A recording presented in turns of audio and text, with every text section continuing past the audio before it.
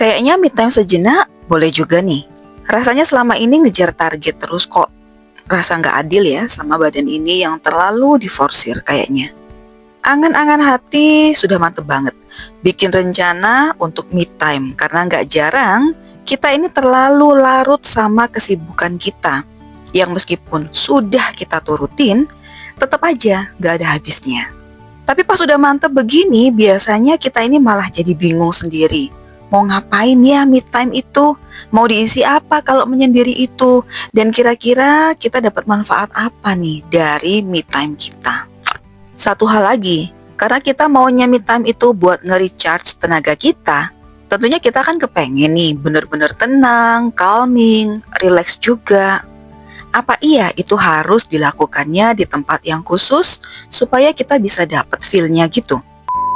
Hai, selamat datang di Mommy Counselor. Aku senang bisa ketemu kalian lagi lewat channel ini. Untuk sobat yang baru ketemu channel ini, jangan lupa subscribe dulu ya.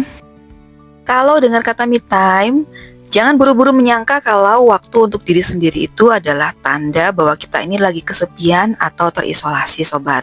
Me time itu bukan begitu konsepnya. Kalau kita membuat me time itu adalah waktu untuk merasa terisolasi, jatuhnya malah bikin kita jadi orang yang patut dikasihani. Padahal, me time itu adalah waktu kesempatan buat kita menyendiri untuk kita bisa menemukan kedamaian. Kesempatan buat kita mengenal diri kita ini lebih baik lagi dan tentunya mengisi ulang energi kita.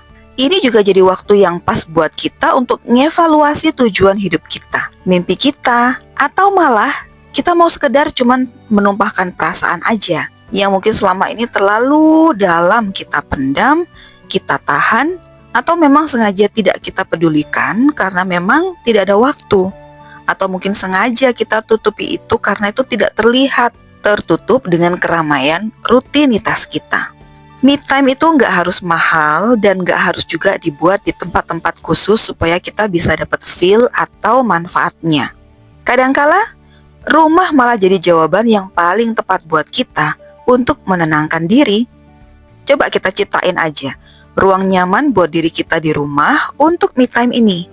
Itu bisa berupa sudut baca yang nyaman, balkon untuk sekedar menikmati udara segar, atau ruangan lain di mana kita di situ akan bisa mengekspresikan diri dengan bebas. Di ruangan ini nanti, tentunya kita akan bisa mencari feel untuk merasa tenang saat kita ini sedang sendirian. Sekarang untuk pertanyaan, mau ngapain kita saat me time ini? Mau diisi kegiatan apa selain merenung itu? Kan boring kalau cuman merenung dan merenung dan merenung. Ini jawabannya. Karena ini adalah waktu untuk kita, yuk kita fokus sama self-care ke diri kita. Pakai saja waktu ini buat benar-benar memanjakan diri. Kamu bisa merawat diri kamu, melakukan hal-hal yang lebih baik yang selama kita sibuk mungkin hanya bisa kita lakukan sekilas saja. Atau malah nggak sempat kita lakukan sama sekali. Seperti mandi relaksasi, baca buku favorit, atau meditasi dan olahraga. Kita juga bisa loh mengembangkan hobi dan kreativitas kita saat menyendiri ini. Suka menulis? Oke. Hobi melukis? Oke. Berkebun? Atau malah kepengen melakukan hal baru nih, yang tentunya malah bisa menambah wawasan dan pengalaman baru buat kita. Kenapa harus diisi dengan hal-hal seperti itu? Tujuannya nggak lain nggak bukan adalah supaya saat kita menikmati kegiatan-kegiatan ini, di situ kita akan muncul rasa puas dan bahagia dalam diri kita.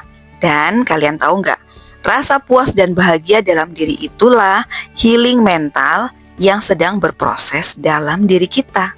Tapi kenapa seringkali kita jadi malah ngerasa bersalah setelah me time ini ya?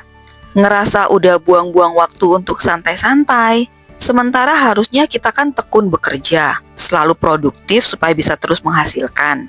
Bukan kayak gini, santai-santai begini. Sobat, waktu untuk sendiri itu bukan berarti kita sedang mengkhianati waktu loh. Ini lebih kepada kita yang sedang merawat mental kita dengan cara menikmati ketenangan. So it's okay, disinilah kita sedang memperkuat koneksi kita dengan diri kita sendiri.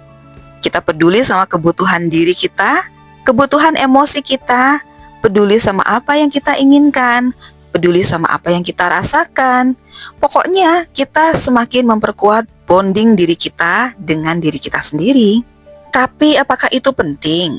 Bonding dengan diri sendiri yang semakin baik artinya membuat kita semakin mengenal diri kita dengan lebih baik. Dan semakin hubungan kita dengan diri kita ini lebih baik, hubungan kita dengan orang lain juga pasti membaik. Di mana koneksinya? Karena kita ini sudah tahu bagaimana menghargai diri kita, maka kita akan tahu bagaimana kita seharusnya menghargai orang lain sebagaimana diri kita juga ingin dihargai. Nah, dengan me time ini kita berharap juga rasa iri, cemburu, buruk sangka, overthinking, negative thinking, apapun yang tidak baik itu akan bisa terkikis karena charge energi kita yang sudah kita lakukan ngasih pengaruh positif dan hal positif juga ke perilaku kita kepada orang lain. Di sini kita akan jadi termotivasi untuk memperlakukan orang lain itu sama seperti diri kita. Jadi nih, jika kita ngerasa perlu waktu buat menyendiri, jangan ragu apalagi ngerasa bersalah. Yakin aja, ini adalah bentuk perawatan diri yang baik juga kok. Dengan menyendiri secara positif, kita bisa menemukan kedamaian, kreativitas, dan kekuatan baru dalam diri kita. Sekian dulu video kali ini, semoga bisa ngasih manfaat yang positif ke kita semua ya. Always be positive person wherever you are. See you in the next video sobat. Love you all.